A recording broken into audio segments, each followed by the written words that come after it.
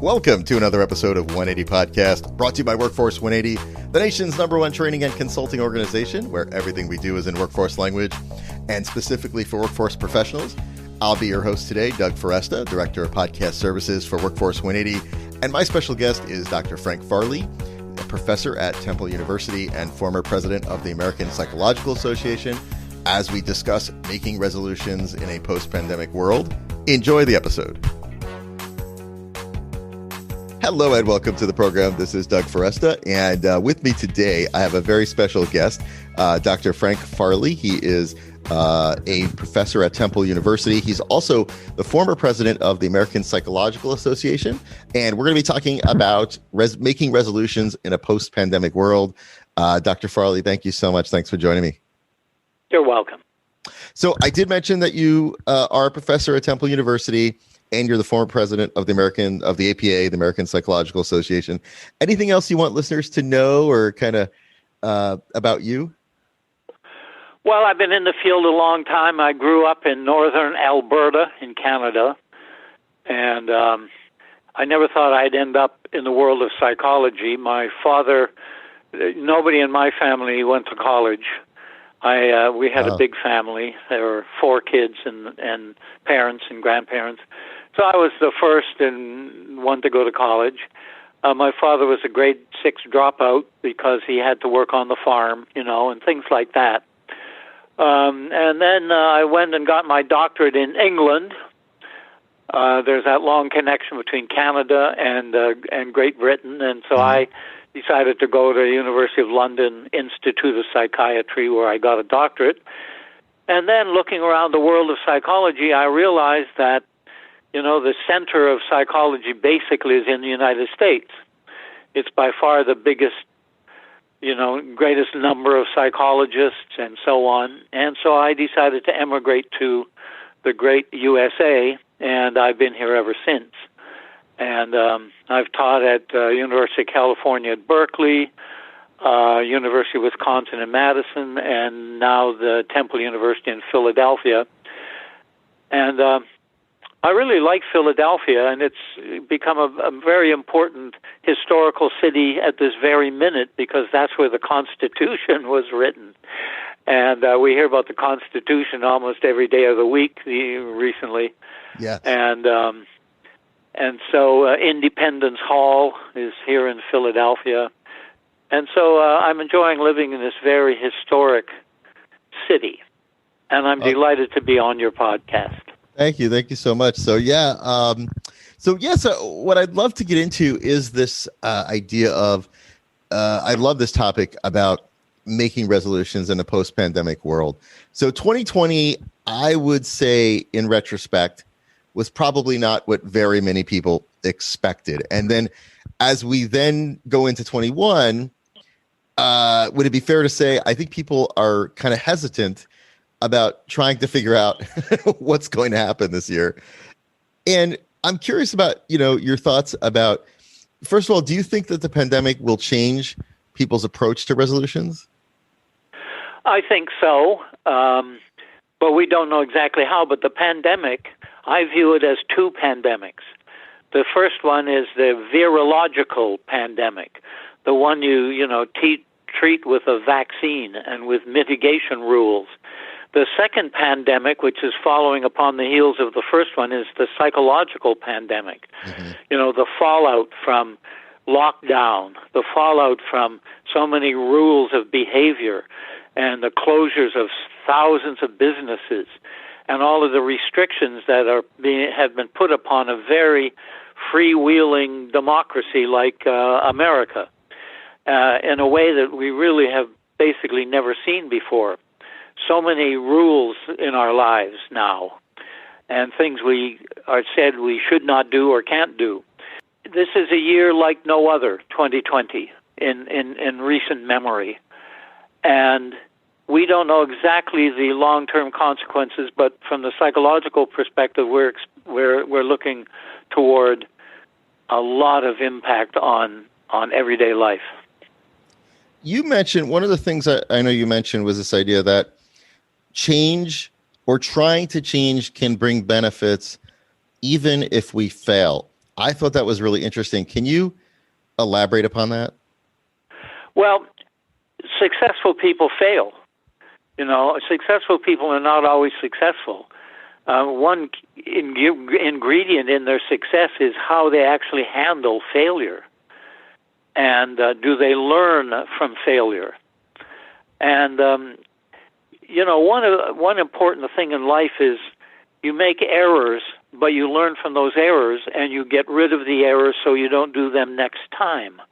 And then pretty soon you get more successful at living because you've made some errors, but you've gotten rid of them. And you didn't replicate those errors, and pretty soon your life was more streamlined and successful because you've learned how to take care of errors in your life and mistakes, and so that's a big component of living. And in this pandemic, we've just been challenged on almost every front. We're a social animal, humans are. And we love social connectedness, and all of a sudden, that person that you're talking to could be the Grim Reaper. They may actually possess COVID-19 and may transmit it to you. And so, this virus has hit at the very heart of who we are as a species. And again, we're a social species. We're not a solitary species. We thrive on connection. And so this pandemic has gotten right to the heart of who we are. And so there's this terrific challenge. Charles Darwin, the great evolutionist, once said actually many times, it is not the strongest of the species that survive, nor the most intelligent, but the ones most responsive to change. And all of a sudden, 12 months ago, roughly, our world changed dramatically. And how are people adapting to that change? And some people are doing it very well. There are literally people who are thriving in this pandemic, and I could talk a bit more about that if you wanted. And there are those who are not thriving at all. And we've seen domestic violence go way up. The FBI has been reporting on that. People in lockdown, close quarters all the time. And so we've seen this uptick in domestic violence, suicide, post-traumatic stress disorder. There's a whole range of psychological consequences of this thing. Some are handling it very well and some are not. And so, resolutions can help, in my judgment. If you don't think about your future, then you're probably, your future is going to be heavily influenced just by random factors. But if you think about your future and what you want to do, and you in a sense make a list, it could be a written list or a mental list of what you want to do and your plans, and you try to stick to those, I think you're doing the right thing. That's a rational approach. You're not just being, you're just not, being blown by the wind and with no control over your life. And so it's how you handle change. Following up on Charles Darwin's quotation, how you handle change is a key to survival going forward in the post-pandemic world. And that world will change a lot. We're not going back to the old normal. Right. A lot of people are waiting for that, aren't they? I keep meeting people who are waiting. It's like they got stuck in time around March 2020, and they keep waiting to know, when are we going to go back to pick up at March 2020? And I think what you're saying, like, that's not going to happen. It's not going to happen. And it can be fun that it doesn't happen. That is, we've got a lot of new options that we never had before. A big factor in the post-pandemic world is going to be the digital realm, because so many people are now living, at home, not socializing nearly so much. They're getting a lot of their social life through the digital realm, or through, video, texting, telephone, TV, social media. And so that whole digital realm has become front stage center. And it will change the remaining 21st century dramatically. And so as we come out of the pandemic, we're literally entering on a century of enormous change. A lot of jobs are going to disappear that were the old non-digital jobs. They talk about hand jobs versus head jobs. And this whole culture is going more and more toward the head job world in terms of employment. That is, employment in areas that use the digital realm, that use telecommunications, they use all of the technologies and the media communication technologies, etc., that we have and that are in the works. And so the whole economic structure will be changing, and so in terms of employment, and employment is very important in people's lives. Our self-worth is often tied up in our job, and so what kind of jobs will be available in the post-pandemic world? And I view that as one of the big changes that will occur. And then, getting back into the social life, that wonderful social life of the human being, that can be changed also. And we may find that we don't care as much for, the boisterous, loud, public celebrations that we used to love in the past, the massive, concerts that we would go to where there's, thousands of people screaming and shouting and having fun. We may not value that as much because we've been, in a sense, forced to find social value in other ways, up close and personal among our closest friends and among family. And we've come to value them more than maybe we did in the past, and those other things, those more public ways of enjoying life, might not be so important to us. And so therefore, our whole social connectedness may change, and we don't know where that will lead.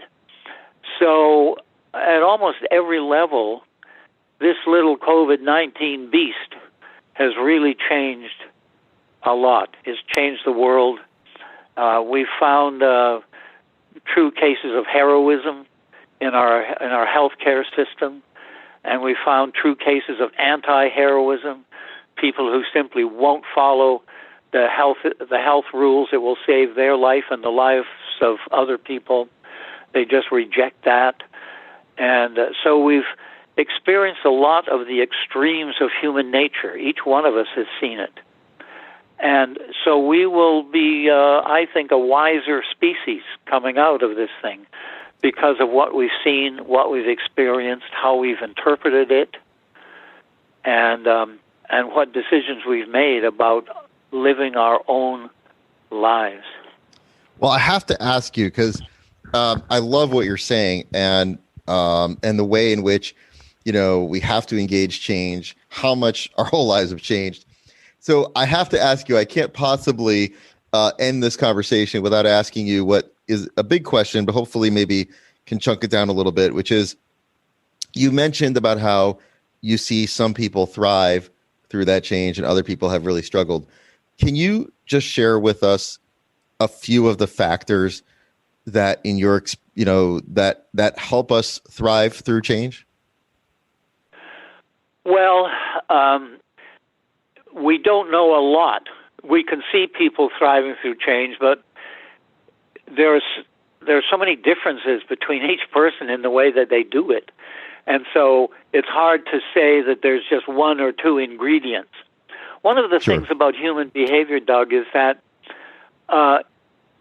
human behavior is usually determined and influenced by more than one factor. I think of it as a recipe with several ingredients. And so handling change, okay, how do people do that? Well, there's recipes for that, and there are several ingredients, and those ingredients may vary somewhat from one person to another. So, one person might handle change by sort of relabeling things. Instead of being afraid of uncertainty, they'll say, well, this is kind of exciting. Maybe this could be a thrill to try this new thing. And so what they have done is they've taken fear, which might come from uncertainty. Change and uncertainty can produce fear. And they've taken that and simply relabeled it as thrill and excitement. And so they said, for example, skydivers. If you're learning to be a skydiver, for example, stepping out of that airplane and into the air, many people would be stressed out by that. Would be afraid, the uncertainty. What if my parachute won't open, etc. And so my view of that is that the ones who really end up doing it and thriving on it will tend to relabel it. They'll say, yeah, this is a thrill. This is exciting. And so you're using that fabulous cognitive brain that we have to reinterpret the experience. And you're saying, this is a thrill, this is exciting, and that's more important to me than the fear factor. And so through using that powerful brain that every one of us has, you have conquered the fear, and you have literally turned it on its head and turned it into a thrill and excitement. And so entering a post-pandemic world where there's going to be lots of change, lots of new experiences of the type I've mentioned before, the whole digital takeover, as it were, of the 21st century, if you can label that as exciting, wow, this could be fun. This could be a lot of fun and a challenge, and I'm gonna jump in the deep end, and I'm gonna have fun with this new world. Or you can just stick to the old ways of thinking, which are based on that pre-pandemic world, and get nowhere with it.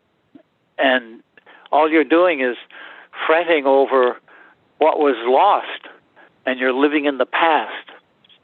And it's so healthy to live in the future and to look for another day, and be optimistic. Zig Ziglar, the famous motivational speaker, used to say that negative thinking is stinkin' thinking.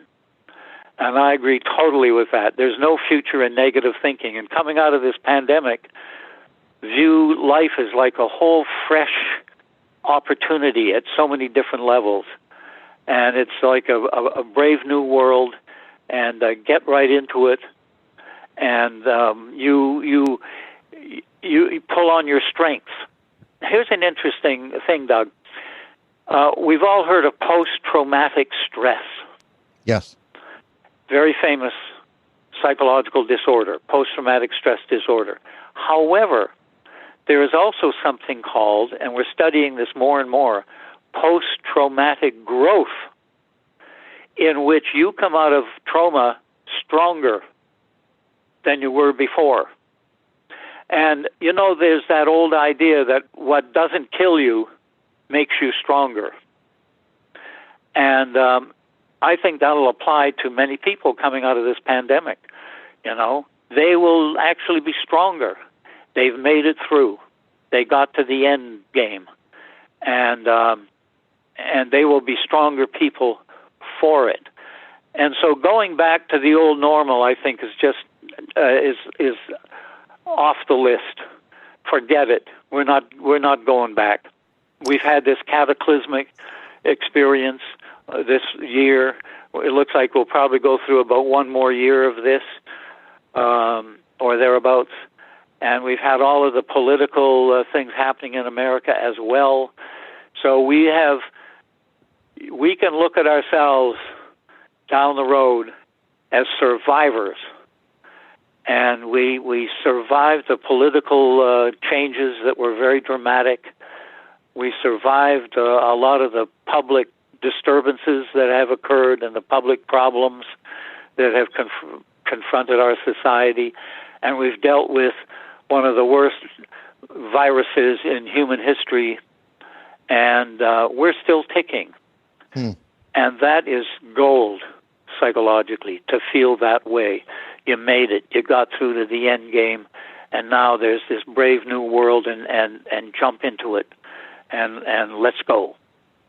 Oh, that's so beautiful. I think what a great message of hope for our listeners. I mean, I can feel that myself as you say that. So yeah, all the more reason, make resolutions, be forward thinking, embrace change, and realize the possibilities that lay ahead. Yes, there have been challenges, but like you said, we are survivors. So my guest today has been Dr. Frank Farley, professor at Temple University and former president of the American Psychological Association. Dr. Farley, thank you so much. Thanks for sharing your words of wisdom with us. You're welcome, Doug. I was delighted. You've been listening to an episode of 180 Podcast, brought to you by Workforce 180. If you're interested in starting your own podcast or would like to learn more about other services, email us at podcast@workforce180.com, and we would be happy to schedule a call with you. Remember to subscribe to the podcast on Google Podcasts, Apple Podcasts, or wherever you listen to your favorite podcasts.